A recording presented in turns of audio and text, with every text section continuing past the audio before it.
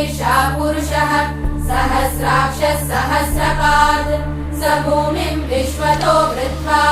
अत्यतिष्ठद्दशाङ्गुलम् पुरुष एवेदगुं सर्वम् यद्भूतम् यच्च भव्यम् उदामृतत्वस्येषानः यदन्नेनातिरोहति एतावानस्य महिमा अतो जायागुश्च पूरुषः पादोऽस्य विश्वा भूतानि त्रिपादस्यामृतम् दिवि त्रिपादूर्ध्वौदैः पुरुषः पादोऽस्येहाभवात् पुनः ततो विश्वम् व्यक्रामत् शासनानशने अभि तस्मात् विराट जायत विराजो अधिपूरुषः स जातो अत्यरिच्यत पश्चात् भूमिमतो पुरः